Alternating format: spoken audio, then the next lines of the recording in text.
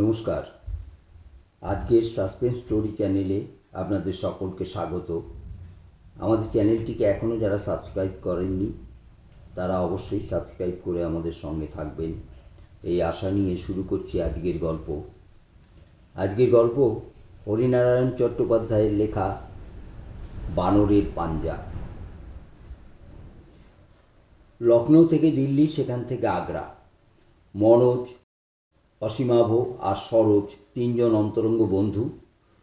স্কুলের নিচু ক্লাস থেকে পাশাপাশি বসত। তারপর কলেজে এসে ছাড়াছাড়ি। মনোজ আর পড়ল না, বাপের বাসনের কারবারে ঢুকে পড়ল। অসীমাভ ডাক্তারি লাইনে গেল আর সরোজ অধ্যাপক। ছাড়াছাড়ি মানে আগের মতন পাশাপাশি বসল না, কিন্তু যোগাযোগ ঠিকই রইল। সপ্তাহে একদিন কি দুদিন মনোজের দোকানে কিংবা অসীমাভ অথবা সরোজের বাড়িতে ঠিক তিনজনের দেখা হতো। একটানা ঘন্টা তিনেক আড্ডা। তিনজনের কেউ এখনো বিয়ে করেননি, তবে সরোজের একটি মেয়ে সঙ্গে প্রগাঢ় প্রেম চলছে। মেয়েটির নাম লীলা। বন্ধুরা আশা করছে শীঘ্রই একটা বিয়ের নিমন্ত্রণ পাবে। পুজোর ছুটিতে তিনজন ঠিক করলো বেরিয়ে আসবে। প্রথমে লখনৌ, তারপর দিল্লি হয়ে আগ্রা, যেখানে মুসলিম ভাস্কর্য আর স্থাপত্যের চিহ্ন আছে সেই সব জায়গা। সরোজ এসব নিয়ে গবেষণা করছে, তার কাজের সুবিধা হবে। আগ্রায় ফতেপুর সিক্রি থেকে বেরিয়েই তিন বন্ধু দাঁড়িয়ে পড়ল। গাছের তলায় দু তিনজন লোক নানা রকম পাথরের মালা বিক্রি করছে। সরোজের খুব ইচ্ছে ছিল লীলাকে সঙ্গে আনে, কিন্তু মধ্যবিত্ত সমাজে বিয়ের আগে এভাবে ছেড়ে দেওয়ার রেওয়াজ নেই, তাই লীলার যাওয়া সম্ভব হয়নি। সরোজ মালা কিনবার জন্য লোকটার কাছে গিয়ে দাঁড়ালো। এর আগে লখনৌ থেকে লীলার জন্য সরোজ নাগরা কিনেছিল, দিল্লি থেকে সোয়েটার, আগ্রা থেকেও কিছু একটা নিয়ে যেতে চায়। বন্ধুরাও সরোজের পিছন পিছন এসে হাজির। অনেক রকমের মালা দেখা হলো, কিন্তু সরোজের পছন্দ হলো না। অসীমাভ সরোজকে বলল, চলো ওই দিকটাতে একটা লোক বসে আছে, ওর কাছে দেখি। একদিকে পাঁচিল ঘেঁষে বিরাট একটা গাছের নিচে পাথরের উপর একটা লোক বসে আছে। তার সামনে একটা ডালায় নানা রকম হার, লকেট, পাথরের তাজমহল, দোয়াত দান। লোকটার চোখে চশমা, মুখে বসন্তের দাগ, তামাটে রং, অতি শীর্ণকায়, মাথায় কাত করে বসানো মুসলমানি টুপি। তিন বন্ধু তার সামনে বসল। নানা রঙের হার রয়েছে, নানা প্যাটার্নের। সরোজ বেছে বেছে গোটা ছয়েক কিনল। অসীমাভ আর মনোজ কিনল দুটো পাথরের তাজমহল। ওঠবার মুখে হঠাৎ অসীমাভর নজরে পড়ল, ওটা কি? ওটা? লোকটা তাড়াতাড়ি জিনিসটা সরিয়ে ফেলে বলল, ওটা বিক্রির নয় হুজুর। অসীমাভ নাছোড়বান্দা বলল, আরে বিক্রির নাই বা হলো, একবার দেখিই না। অনেক ধরাধরির পর লোকটা দেখালো।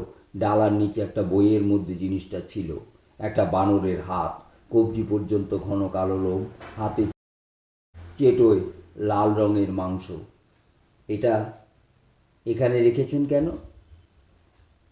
মনোজের কথার উত্তরে লোকটা বলল, খুব পয়মন্ত জিনিস হুজুর, সেকালের জিনিস। আমার নানার কাছ থেকে পাওয়া, বাবা পেয়েছিলেন, তার কাছ থেকে আমি। এখানকার বানর নয় হুজুর, মধ্যপ্রদেশের। মনোজ বলল, কত পেলে এটা দেবেন বলুন তো? পয়মন্ত কিনা আমাদের জানবার আগ্রহ নেই, নতুন ধরনের জিনিস বলে কিনতে চাই।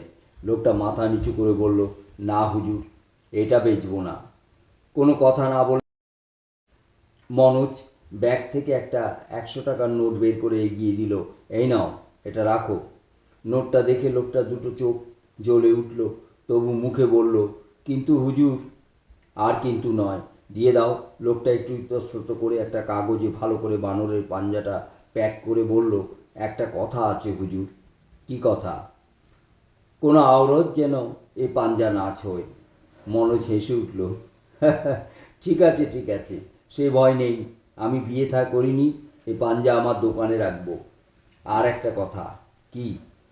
কোনো বাক্স বা সিন্ধুকে এটাকে রাখবেন না, বইয়ের মধ্যে রাখবেন, তবে ইংরেজি বইয়ের মধ্যে নয়। টাকা দিয়ে মনোজ পাঞ্জাটা নিয়ে এলো। রাস্তায় অসীমাভ বলল, তোর কি মাথা খারাপ? এই জিনিস কিনতে গেলি কেন? মনোজ উত্তর দিল, কত দিকে তো কত পয়সা খরচ করছি, দেখাই যাক না পাঞ্জার কেরামতি। আশেপাশে অনেকগুলো বাসনের দোকান হওয়াতে আমার দোকানের অবস্থা খুব একটা ভালো নয়। কার মধ্যে কি শক্তি আছে বলা যায়। তাছাড়া আরও কথা। কি? এ তো পুরানো বানরের পাঞ্জা, সেই তুলনায় ছোট, কত লাল আর তুলতুলে হয়েছে। তুই তো ডাক্তার, বল অসীমবাবু, এ কি করে সম্ভব? অসীমবাবু হেসে উঠল। তোকে লোকটা যা বলেছে সবই দেখছি তুই বিশ্বাস করে বসে আছিস। মোটেই পাঞ্জাটা এত পুরনো নয়। তাছাড়া বইয়ের মধ্যে রাখতে হবে, কোনো স্ত্রীলোক ছোবে না, এসব যা বলল সবই ভরম। এ ধরনের কথা না বললে তোর মনে বিশ্বাস জন্মাবে কি করে? ব্যাস, এ সম্বন্ধে আর কথা হলো না। আগ্রা থেকে তিনজনে কলকাতায় ফিরে এলো। সপ্তাহে দিন দুয়েকে যদিও তিন বন্ধু দেখা হতো, কিন্তু বানরের পাঞ্জার কথা কেউ তুলত না, কারো খেয়ালই হতো না। পাঞ্জাটা মনোজ তার দোকানে রাখলো একটা বাঁধানো বইয়ের মাঝখানে। আশ্চর্য কাণ্ড, মাস খানেকের মধ্যে দোকানের উন্নতির আভাস দেখা গেল। দুটো অভিজাত পরিবারের বিয়ের বাসনের অর্ডার মনোজ পেল। এছাড়া উত্তরবঙ্গে এক দোকানের বাসনের এজেন্সি নিল সারা উত্তরবঙ্গের জন্য।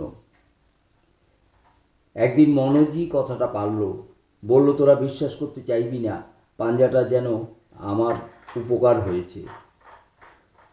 ও, সেই পাঞ্জাটা কিরকম? মনোজ দোকানের বিক্রির উন্নতির কথাটা বলল। অসীমবাবু হাসল। বন্ধু, ওটা কাকতালীয় ব্যাপার, পাঞ্জা না এলেও এসব অর্ডার তোর আসতো। সরোজ শুধু বলল, যাক, তোর ভালো হলেই ভালো। দিন 15 পর অসীমবাবু আর সরোজ দুজনেই খবরের কাগজে দেখলো মনোজের দোকানে আগুন লেগে বেশ ক্ষতি হয়েছে। দুজনেই মনোজের সঙ্গে দেখা করতে গেল।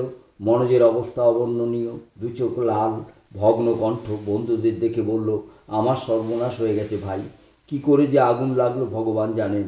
মনে হচ্ছে আগুন যেন আমার দোকানকে শেষ করার জন্যই শুরু হয়েছিল। আশপাশের দোকানে আঁচটুকু লাগেনি। অসীমবাবু প্রশ্ন করল, কেউ শত্রুতা করে আগুন লাগিয়ে দেয়নি তো? কে দেবে? এতদিনকার দোকান, কারোর সঙ্গে তো আমার শত্রুতা নেই, কর্মচারীরাও খুশি। তবে কি তবে? মনোজ কিন্তু বলল না। দুই বন্ধুর মুখের দিকে চোখ ফিরিয়ে থেকে গেল, দ্বিধাগ্রস্ত ভাব। কি হলো বল? সরোজ তাড়া দিল, বলবো, কিন্তু তোরা কি বিশ্বাস করবি? আগে বলেই দেখ। মনোজ বলতে আরম্ভ করলো, রাধার মা বলে একটি ঝি আমার দোকানে ঝাঁট দেয়। দিন 5 আগে দোকানে বসে আছি, রাধার মা সেই বানরের পাঞ্জাটা হাতে করে আমার সামনে এসে দাঁড়ালো। বাবু, এটা কি দেখুন তো। পাঞ্জাটা দেখেই চমকে উঠলাম। এ কি, এটা তুমি কোথা থেকে পেলে? ওই বড় বইটার নিচে মেঝের উপর পড়েছিল। আমি তাড়াতাড়ি পাঞ্জাটা রাধার মার হাত থেকে নিয়ে আবার বইয়ের মধ্যে রেখে দিলাম। বুঝতে পারলাম ঠিক সেদিন থেকে সর্বনাশ শুরু হলো। কারণ স্ত্রীলোক পাঞ্জা স্পর্শ করেছে। দোকানের বিক্রি কমলো, দু একজন ভালো খদ্দের বাসনপত্র ফেরত দিয়ে গেল মনোমতো হয়নি বলে। ওপরের তাকে রাখা ছিল বাসনপত্র, পাওয়া গেল না। এই নিয়ে কর্মচারীদের সন্দেহ হলো, কিন্তু কাউকে কিছু বললাম না। বুঝলাম সবই আমার অদৃষ্ট। তারপর চরম সর্বনাশ, এই অগ্নিকাণ্ড। পাঞ্জাটা এখন কোথায়? মনোজের বর্তমান অবস্থার পাঞ্জার ব্যাপারটা নিয়ে অসীমবাবু আর মনোজ কোনো তর্কের অবতারণা করল না। দিন 7 পর অসীমবাবু সরোজের বাড়ি এলো। রাত তখন 10টা। শুনেছিল মনোজের মা ফোন করেছিলেন, কাল থেকে মনোজ নাকি বাড়ি ফেরেনি। সে কি? দোকানের লোকেরা কি বলে? তারা বলে কাল রাত 8টায় দোকানে তালা দিয়ে মনোজ রোজকার মতো বাড়ি ফিরছিল। আজ সকালে অনেক বেলা অবধি দোকান না খোলাতে দুজন কর্মচারী বাড়িতে খবর নিতে এসে মনোজের নিখোঁজ হওয়ার ব্যাপারটা শোনে। ইতিমধ্যে মনোজের মা থানায় খবর দিয়েছেন, কান্নাকাটি আরম্ভ করেছেন। বাড়িতে কেবলমাত্র মনোজের মা, আর কেউ নেই। অসীমবাবু আর সরোজ দুজনেই মনোজের বাড়ি গিয়ে হাজির হলো। তারা পৌঁছবার 8 ঘন্টার মধ্যেই পুলিশ খবর পাঠালো একটা লাশ পাওয়া গেছে। শনাক্তকরণের জন্য মনোজের মার যাওয়া প্রয়োজন। মনোজের মার সঙ্গে অসীমবাবু আর সরোজ দুজনেই গেল। মনোজের লাশ, দেহে কোথাও আঘাতের চিহ্ন নেই, শুধু গলার দুপাশে 5 আঙ্গুলের নীলচে দাগ। পুলিশ বলল, মানুষের আঙুলের দাগ বলে কিন্তু মনে হচ্ছে না। সঙ্গে সঙ্গে অসীমবাবু আর সরোজের বানরের পাঞ্জার কথা মনে পড়ে গেল। মনোজের মৃত্যুর ব্যাপারে পুলিশ তোলপাড় করে ফেলল, কিন্তু হত্যাকারী কোনো সন্ধান পেল না। একসময় সব কিছু স্তিমিত হয়ে এলো। মনোজের দোকান আরেকজন ব্যবসায়ী কিনে নিল। টাকাটা অসীমবাবু আর সরোজ মনোজের মা যাতে পায় তার ব্যবস্থা করে দিল। অসীমবাবু একটা হাসপাতালে ডাক্তার ছিল। হঠাৎ প্রসিদ্ধ চিকিৎসক রুদ্রপ্রসাদ সিংহ অসীমবাবুকে ডেকে পাঠালেন তার লোটাস নার্সিংহোমে যোগ দেবার জন্য। অসীমবাবু সঙ্গে সঙ্গে রাজি হয়ে গেল। 2-1 মাসের মধ্যে তার প্রসার খুব বেড়ে গেল। নার্সিংহোমে প্রচুর রোগী সমাগম হতে লাগলো। সার্জারিতে অসীমবাবুর হাত ভালোই ছিল, সুযোগ পেয়ে হাত যশ আরও বাড়ল। সরোজ পরিহাস করে জিজ্ঞাসা করল, কি ব্যাপার, ডাক্তার রুদ্রপ্রসাদের মেয়ে আছে নাকি? অসীমবাবু হেসে উত্তর দিল, একটি মেয়ে, কিন্তু বিবাহিত, বিলেতে স্বামীর কাছে থাকে। মাস কয়েকের মধ্যে অসীমবাবু মোটর কিনল। কলকাতার উপকণ্ঠে বেশ কিছু জমি। তখন এত ব্যস্ত যে সরোজের সঙ্গে সপ্তাহে একবার দেখা করারও সময় করে উঠতে পারে না। এক শনিবারের বিকেলে সরোজই গিয়ে অসীমবাবুকে পাকড়াও করল। সবে একটা শক্ত অপারেশন সেরে অসীমবাবু নিজের রুমে এসে বসেছে। সরোজ বলল, কি ব্রাদার, একেবারে ডুমুরের ফুল হয়ে গেছ? অসীমবাবু সলজ্জ হাসল, তোর উন্নতিতে আমি খুবই খুশি। অসীমবাবু বলল, বস সরোজ, তোর সঙ্গে দরকারি কথা আছে। তোর মনে আছে মনোজের মার ফোন পেয়ে তার বাড়িতে গিয়েছিলাম? সেই সময় চুপি চুপি তার বসবার ঘর থেকে বানরের পাঞ্জাটা নিয়ে আসি। প্রথমে উদ্দেশ্য ছিল এটা সরিয়ে নিয়ে মনোজকে বিপদমুক্ত করব। তারপর লোভ হলো, দেখি পাঞ্জা আমাকে কি দেয়। আশ্চর্য কাণ্ড, পাঞ্জাটা আমার ঘরে আসার সঙ্গে সঙ্গে দেখছিস তো সব দিক থেকে আমার কীরকম উন্নতি হচ্ছে। এই যে, অসীমবাবু শেলফ থেকে মেডিকার একটা বই পেরে পাতা খুলে দেখালো, এই সেই বানরের পাঞ্জা। আরও যেন জীবন্ত, আরও লোমশ মনে হলো। মাস 6 পর অসীমবাবু নার্সিংহোমে ডিউটি সেরে নিজের রুমে ঢুকেই চমকে উঠল। নার্স বাসন্তী তার টেবিলের সামনে দাঁড়িয়ে, তার হাতে পাঞ্জা। অসীমবাবুকে দেখে বাসন্তী জিজ্ঞাসা করল, এটা কি ডক্টর সেন? আপনার বইয়ের মধ্যে ছিল। কিছুক্ষণ অসীমবাবু কথা বলতে পারল না। তার কপালে বিন্দু বিন্দু ঘাম জমল, বুকের স্পন্দন দ্রুততর হলো। অসীমবাবু কোনো রকমে বলল, পরীক্ষা করার জন্য এটা জোগাড় করেছিলাম, দিন আমাকে। পাঞ্জাটা নিয়ে আবার সে বইয়ের মধ্যে রেখে দিল।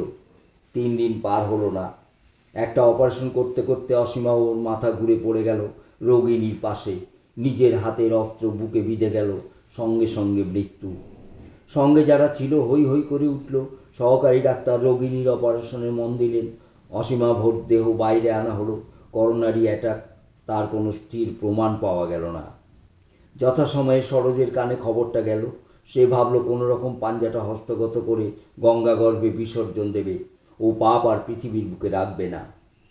কিছুদিন পর সরোজ অসীমবাবুর রুমে গেল। সেখানে অন্য এক ডাক্তার বসেছে। সরোজ বলল, অসীমবাবুর কাছে আমার একটা জিনিস ছিল। কি জিনিস বলুন তো? ওই ম্যাটেরিয়া মেডিকার মধ্যে আছে একটা বানরের পাঞ্জা। ম্যাটেরিয়া মেডিকা খুলতেই পাঞ্জা বেরিয়ে পড়ল। এটা পেলেন কোথা থেকে? হরিদ্বারের এক সাধুর কাছ থেকে। পরীক্ষা করার জন্য অসীমবাবু আমার কাছ থেকে চেয়ে এনেছিল। বানরের পাঞ্জা নিয়ে সরোজ বাড়ি এলো। ফিরতে ফিরতেই প্রতিজ্ঞা করল, এই অশুভ প্রত্যঙ্গ নিশ্চিহ্ন করবেই।